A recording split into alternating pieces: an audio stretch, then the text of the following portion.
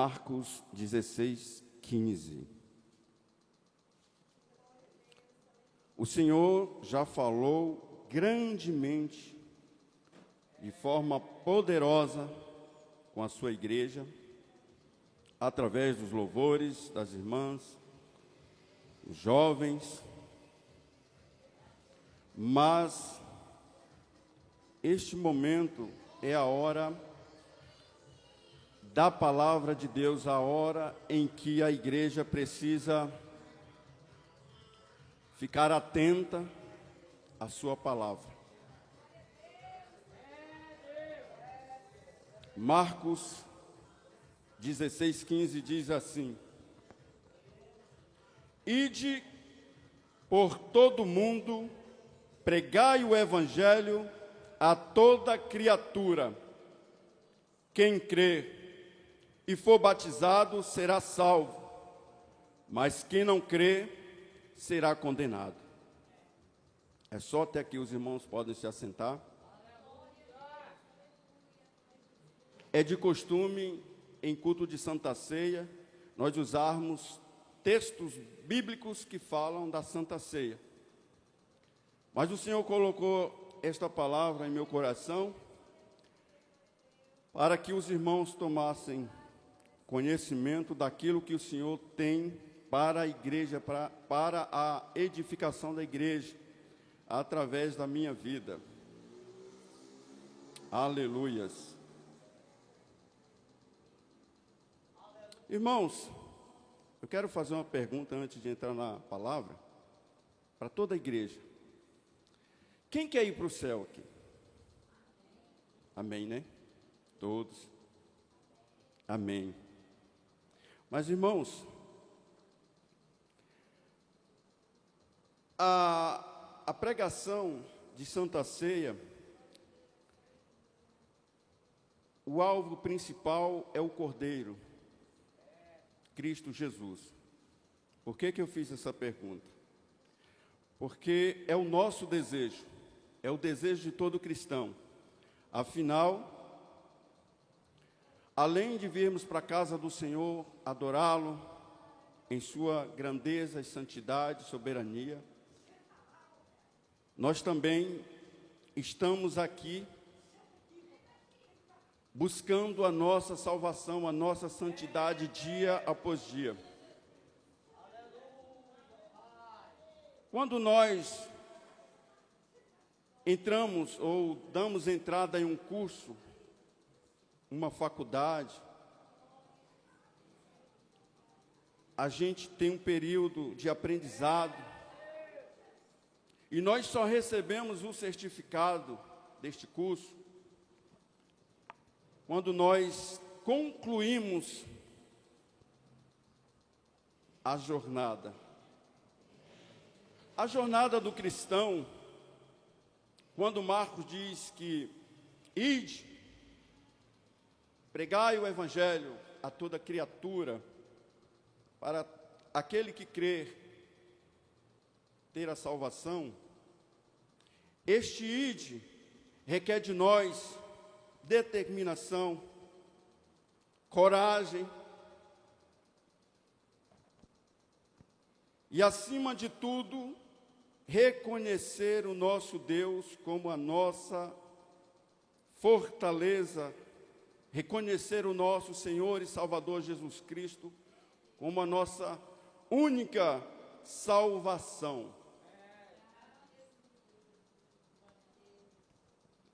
E quem estaria disposto a morrer por Cristo Jesus, pelo seu evangelho, assim como aqueles discípulos, os quais foram ensinados por Cristo Jesus?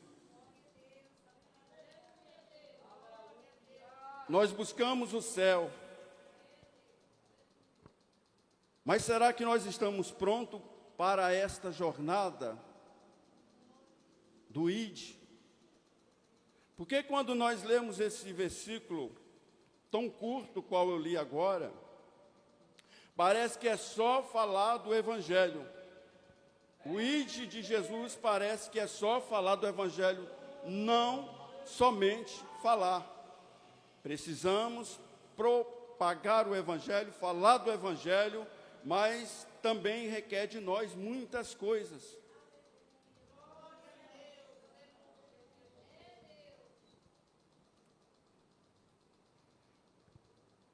Nós precisamos estar dispostos a padecer perseguições, aflições, dores, injúrias, desprezo, solidão, injustiça, fome, sede, frio, calor, viver de forma peregrina, sem repouso nesta terra.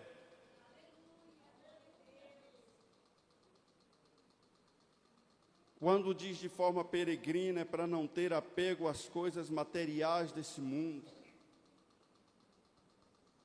É buscar o espiritual do Senhor Jesus.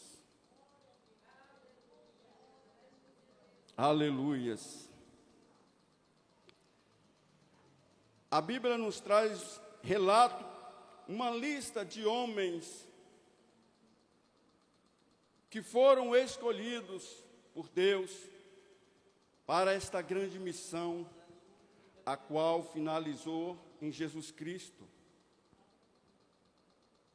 Há uma lista imensa, grandes homens, porém todos falharam. Nenhum foi digno de padecer como Cristo padeceu naquela cruz por nós. A começar por Adão. Deus, Ele é perfeito. A Bíblia diz que Deus criou todas as coisas e por fim criou o homem, a sua imagem e a semelhança. Mas depois disso ele percebeu que ainda faltava algo para completar a obra. Ele criou todas as coisas. Depois criou o homem. A Bíblia diz que todas as tardes o Senhor vinha conversar com Adão. Mas o que dá a entender que Deus, vendo ali no semblante de Adão, percebeu alguma tristeza, alguma solidão. E como ele é perfeito, ele fez a mulher para auxiliar o homem nesta jornada. Fez Adão cair no profundo sono e tirou de sua costela e fez uma mulher. A Bíblia diz que é uma mulher formosa. Imagina agora, depois que Adão desperta desse sono e olha ao lado dele algo tão perfeito que Deus criou. E agora Deus põe Adão e Eva no paraíso do Éden.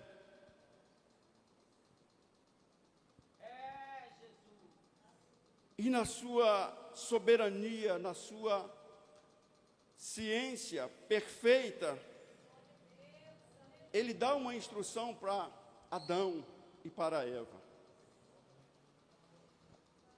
Até então, quando se fala em paraíso, se fala em gozo, se fala em paz, em alegria, em felicidade completa.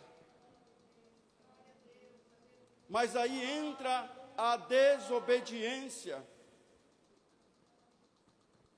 do homem e da mulher. E nós sabemos que este fim nos trouxe o peso do pecado.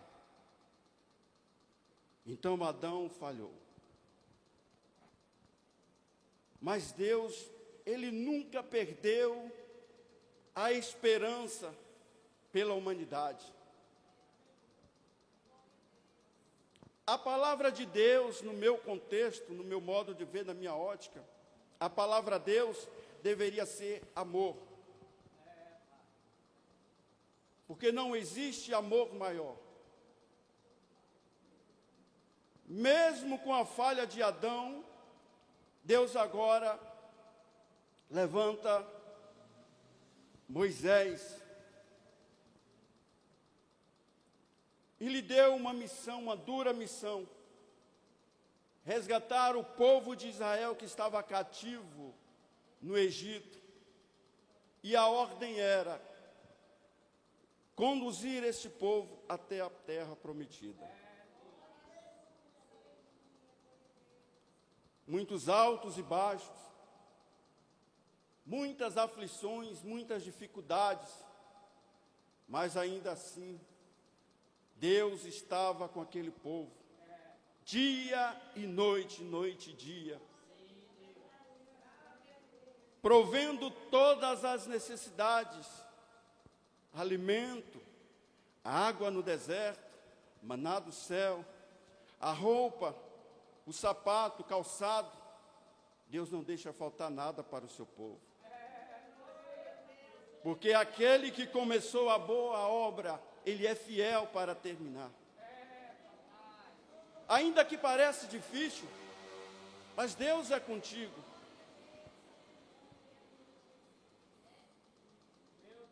Moisés foi um grande profeta, um grande homem. Mas aquele povo, a Bíblia diz que aquele povo tinha um coração tão duro, tão rebelde, que vivia murmurando. Tinha acabado de sair do cativo, tinha acabado de ganhar a liberdade, tinha visto tantos os sinais, tantas maravilhas de Deus, e ainda assim murmurava. A palavra diz que chegou um ponto em que está escrito em Gênesis, aliás, no capítulo 20, versículo 10, que aquele povo tirou Moisés do sério de tal maneira que Deus havia dado uma ordem para Moisés: toca na rocha, para que dela saia água para matar a sede do povo. Mas depois de tanta perturbação daquele povo, o povo que tinha tudo, que viu tudo, mas ainda era pouco. O povo, sabe aquele crente que sai do mundo, que Deus tira com sua mão forte, com seu braço forte, tira da droga, tira do álcool, tira do vício, tira das coisas terríveis do mundo, tira das trevas e traz para a luz. Mas ainda assim ele murmura, ele fala ainda, era bom lá fora. Por que era bom lá fora? Porque ele não quer se ajustar à palavra do Senhor. É um crente difícil, sabe aquele crente que não aceita nada? Uma palavra de exortação é motivo para dizer: eu não quero mais seguir esse Jesus. Esquece de todas as maravilhas que o Senhor faz, porque o tempo todo o Senhor é bom. E ainda assim aquele povo perturbava Moisés de tal maneira que Moisés perdeu a paciência. E ao invés de tocar na rocha, chicoteou a rocha, bateu com raiva. E aí Deus aparece para Moisés e fala: a sua jornada finda aqui, Moisés. Por causa disso, você não vai entrar na terra prometida. Moisés falhou, grande homem, falhou também. Mas depois de Moisés ainda vem mais. Abraão.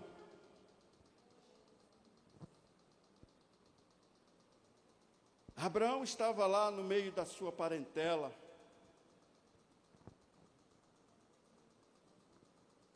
No meio daquele povo. Sabe aquele povo que não teme ao Senhor, que duvida de tudo? Está cheio de gente assim. Quando nós falamos das coisas de Deus, a primeira coisa é duvidar e taxar a gente como louco, como patéticos. Mas não sabendo eles que nós fomos escolhidos. Nós somos escolhidos do Senhor. A palavra diz que nós somos como a menina dos olhos de Deus. E também diz que Deus zela pelo seu povo. E Deus ama o seu povo. E tem ciúme. É por isso, irmãos, que quando vem o confronto do mundo, vem para nos ferir, para nos abater, fica tranquilo. A prova é do Senhor. A guerra é do Senhor, quem guerreia por nós é Deus. Entrega na mão do Senhor. Porque Deus, Ele garante. Deus é fiel para garantir. E quando Deus escolhe, Ele cuida. Pode passar o que for, Ele cuida, Ele está conosco. E Abraão, considerado o pai da fé,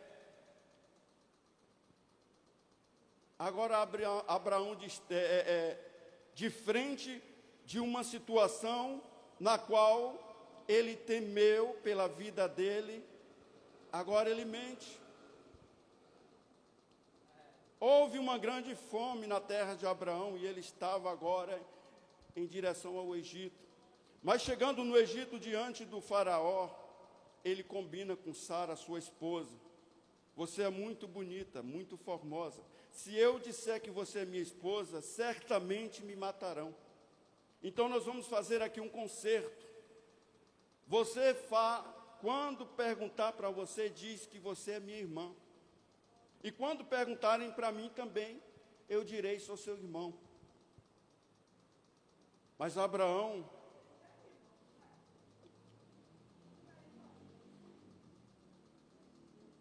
esposa. Mas aí quando Abraão, ele mente, e Faraó descobre porque o Senhor visita Faraó, e fala para Faraó, não toque nesta mulher, porque esta mulher tem marido, e se tocares nessa mulher, eu te ferirei sem misericórdia. E quando o Faraó chama a Abraão e dá uma dura em Abraão, por que mentiste? Porque quando Abraão chegou, a Bíblia diz que Faraó se engraçou com Sara, porque ela era muito formosa. E deu para Abraão camelos, deu bens para Abraão. Mas quando ele descobre a verdade, ele dá uma dura em Abraão e põe Abraão para fora. É isso que a mentira causa. Mas ainda assim, em Números, aliás, em Gênesis, um pouco mais para frente, no capítulo 20, versículo 3, em Gerar, Abraão comete o mesmo erro. Agora com Abimeleque. E aconteceu a mesma coisa. Abraão falhou. Entende, meus irmãos? Que a gente pode ter fé. Abraão era o pai da fé. Mas a gente não sabe o que a gente vai encontrar lá na frente. Por mais que a gente tenha fé, a gente tenha coragem, a gente tenha vontade, a gente tenha determinação, a gente não sabe qual o medo que a gente vai encontrar lá na frente. Mas de uma coisa eu sei, ainda que nós falhemos, o apóstolo João diz, ainda que nós pequemos, lembre-se que há um advogado chamado Jesus que revoga por nós.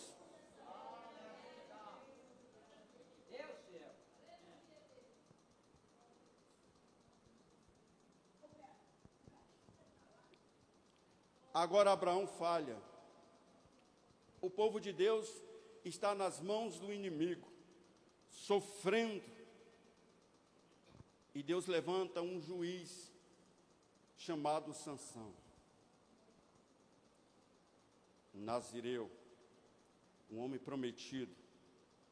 Uma criança que desde o ventre o Senhor o escolheu, separou, para livrá-los, o seu povo, das mãos do inimigo.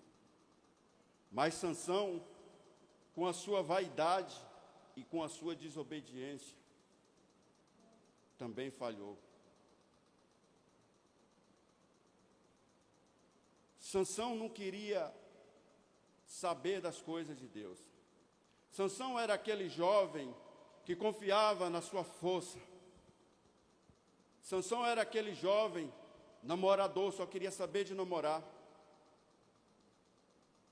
Não queria ter responsabilidade com o seu chamado, com aquele propósito para o qual ele foi chamado por Deus.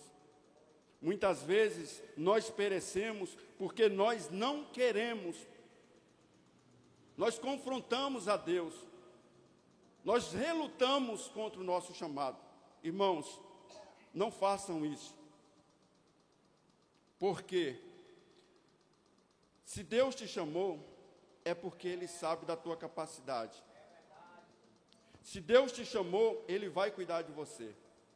E por fim, o propósito dele irá se cumprir, quer queira você ou não. Porque a obra do Senhor, desde o princípio até hoje, sofre perseguições. A obra do Senhor, ela nunca parou e nem vai parar por causa de A e B.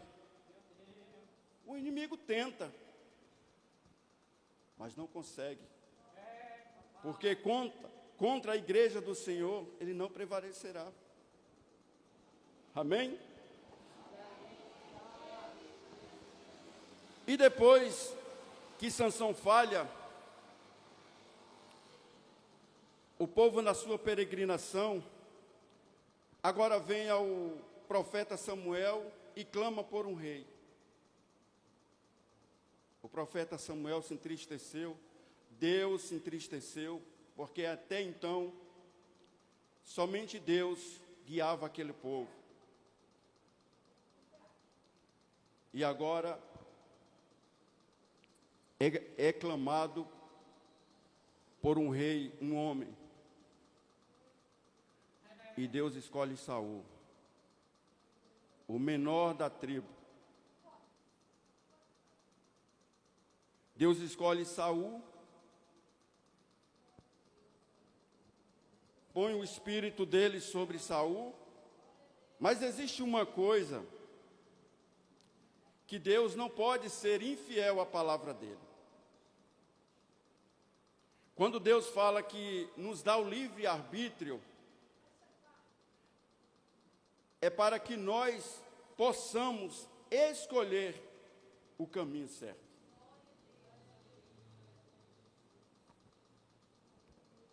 Então Deus dá o livre-arbítrio. E Saul também, que seria uma promessa de rei para o povo de Israel, agora também por sua vaidade, a sua arrogância, desobedece o Senhor. E depois dessa desobediência, o Espírito do Senhor é tirado de Saul. Mas Saul estava tão desesperado pelo trono, que ele estava disposto a matar qualquer um, para não perder o trono.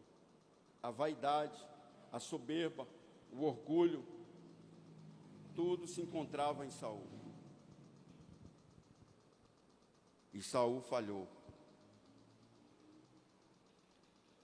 E logo depois que Saul falha, o Senhor já providencia o sucessor de Saul. Aquele que seria o rei mais importante de Israel. Por 40 anos, Davi reinou sobre Israel. O menor também da casa de Jessé. Por que Deus escolhe sempre o menor? Porque Deus não vê como a gente vê. Quando Deus instrui a Samuel e ungir o rei Saul, ainda menino, a Bíblia conta que passaram-se todos os filhos de Jessé, homens destemidos, varões de guerra, homens bonitos, fortes. E cada um que entrava, a Bíblia diz que Samuel falava, é este.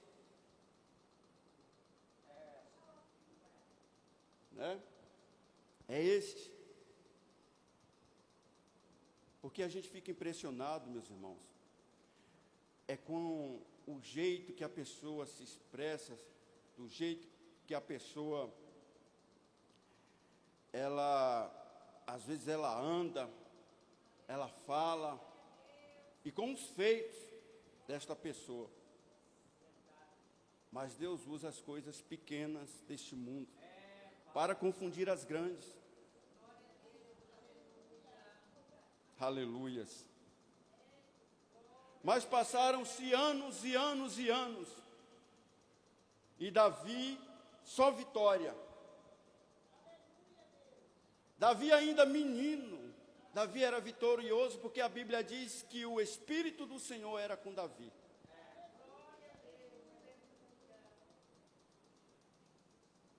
Até que um dia um gigante chamado Golias, por 40 dias desafiava o povo de Deus.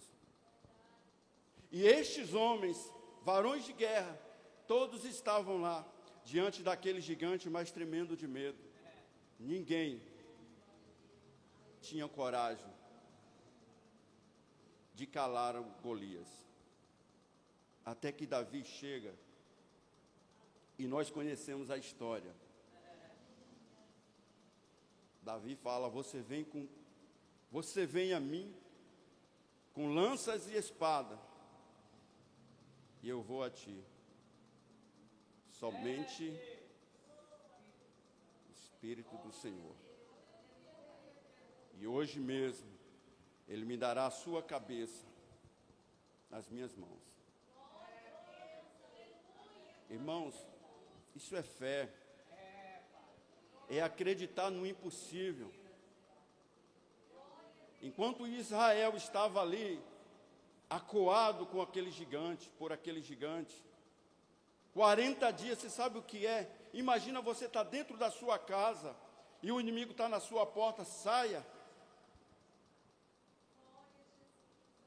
E você não saber o que fazer. O rei Saul já não sabia o que fazer. Ninguém tinha coragem. E Davi chegou e derrotou Golias. Aleluias.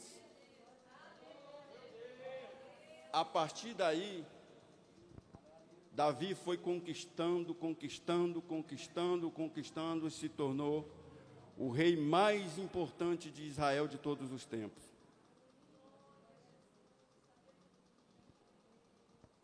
Mas aconteceu um fato na vida de Davi. Davi também falhou.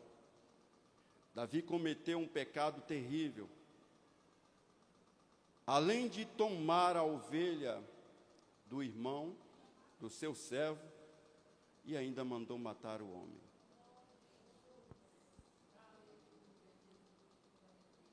E às vezes nós cometemos um erro, meus irmãos, e não temos nem a noção do que estamos fazendo.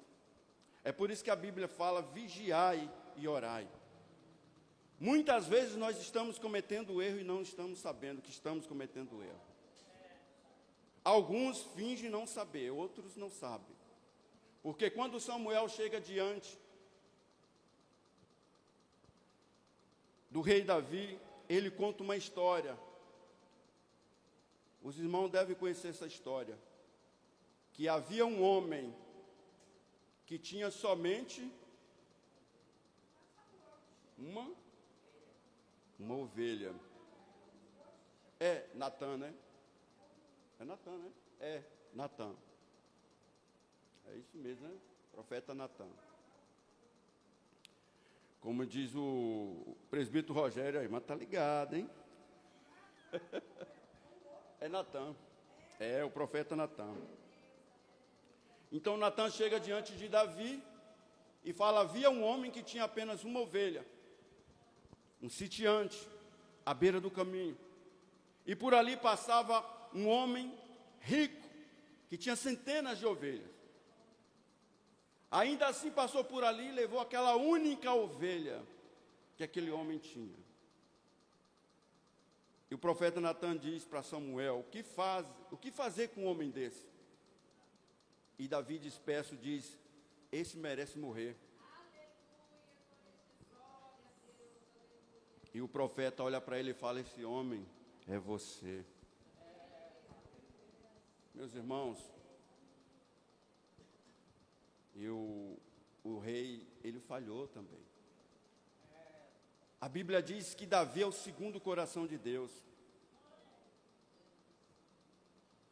Mas Deus, Ele é amor, Ele é misericordioso. Quando precisa exortar, Ele exorta. Quando precisa corrigir, Ele corrige. Mas a misericórdia do Senhor, ela é infinita. Porque de todos esses homens que falharam, a Bíblia diz que todos alcançaram o céu. Porque se arrependeram verdadeiramente. E quando nós nos arrependemos de forma sincera, Deus perdoa os nossos pecados. Só que tem um porém aí. Tudo que a gente fizer, a gente vai ter que dar conta. E não foi diferente na vida de Davi. A partir desse pecado que Davi cometeu, terrível, a espada não saiu de dentro da casa de Davi. E nós conhecemos a história. O irmão abusou da irmã, o irmão tentou tirar a vida do irmão, o outro tentou tirar o reino de Davi à força, e tantas outras coisas mais. Olha para você ver o que é consequência do pecado. Antes do pecado de Davi, a Bíblia não relata nada de problema dentro da casa de Davi.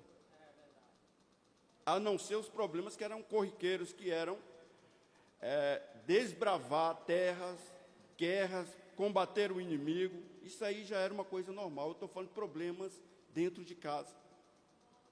Porque quando nós abrimos a porta para o pecado, é só desgraça que acontece. Então Davi também falhou.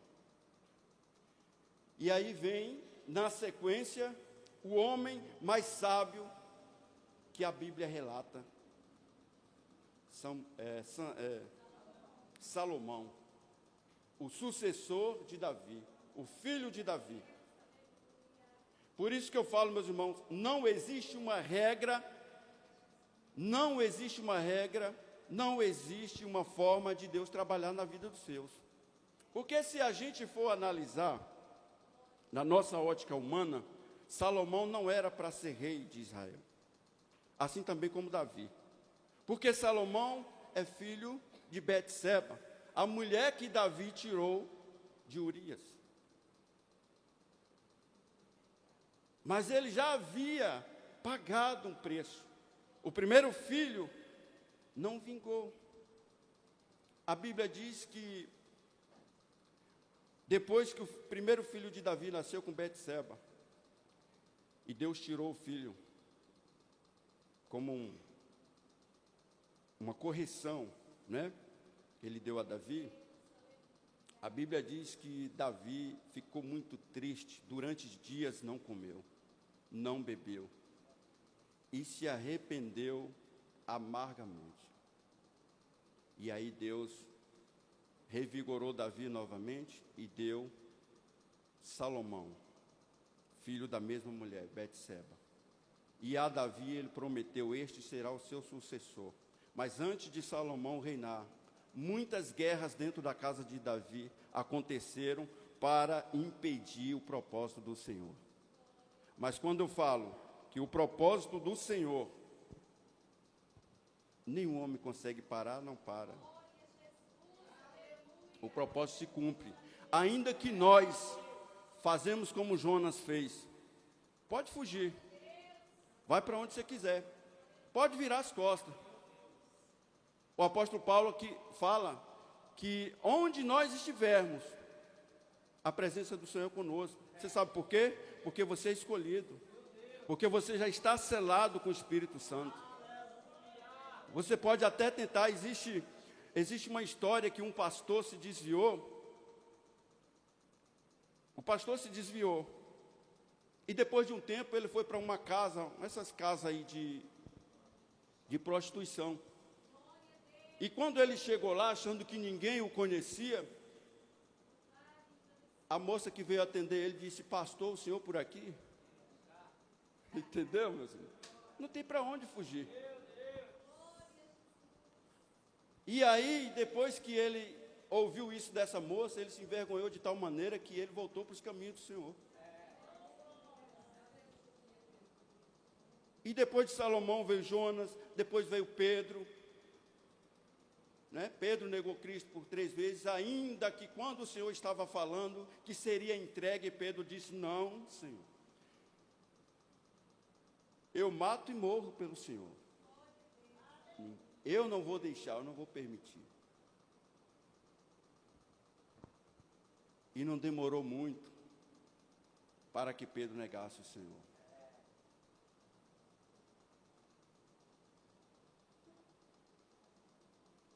Mas diante de tudo isso, Deus nunca desistiu dos seus.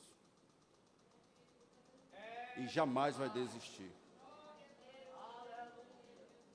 Enquanto há vida, há esperança. E enquanto há arrependimento, há salvação.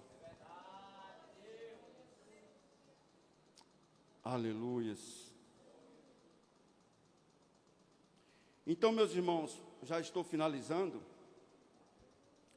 Diante de todos esses grandes homens que estão registrados nas escrituras de Deus, existe um.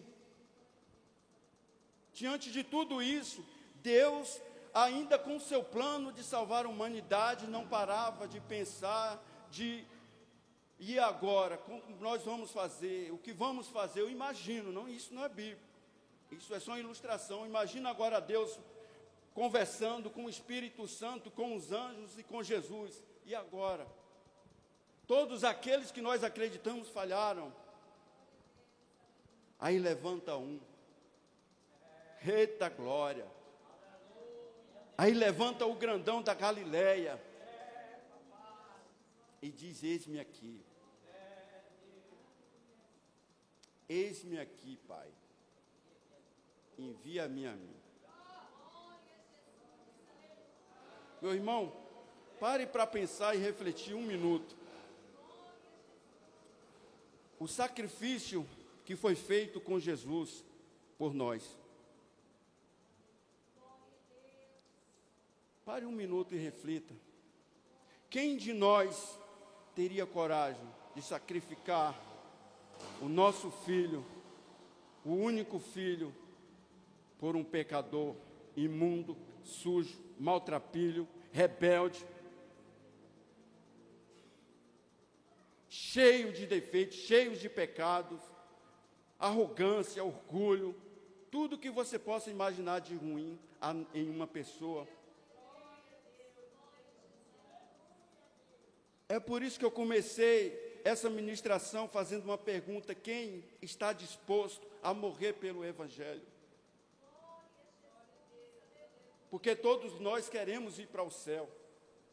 Então o ide do Senhor não é só em palavras, é da maneira que a gente se entrega na obra do Senhor. Aleluias. E agora Jesus desce, encarnado, para padecer como nós padecemos. Todas as dificuldades que um mortal, um ser humano normal passa, o Senhor passou. E por diversas vezes veio o medo, veio a dúvida. A Bíblia diz que houve um momento em que o Senhor estava orando, no momento da aflição, que o seu suor era sangue.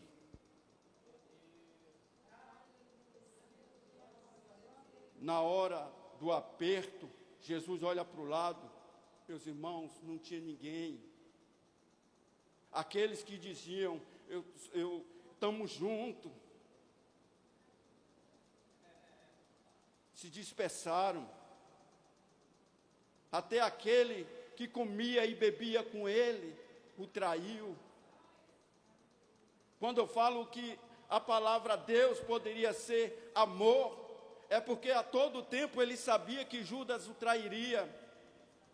Em nenhum momento ele expulsou Judas da sua vida. Porque ao livre-arbítrio, ele estava esperando que Judas se arrependesse de todos os maus pensamentos que o diabo já tinha colocado na mente de Judas. Mas infelizmente, meus irmãos, a vida é feita de escolhas. O Senhor escolheu se sacrificar por nós. E hoje nós estamos aqui graças a um Cordeiro, Jesus Cristo, que morreu naquela dura cruz, que padeceu, que foi cuspido, que foi humilhado, que foi maltratado. Mas este não falhou, este foi até o final. Este concluiu o plano, o propósito de Deus. Aleluias. E a Ele toda a honra e toda a glória. A Ele toda a honra e toda a glória.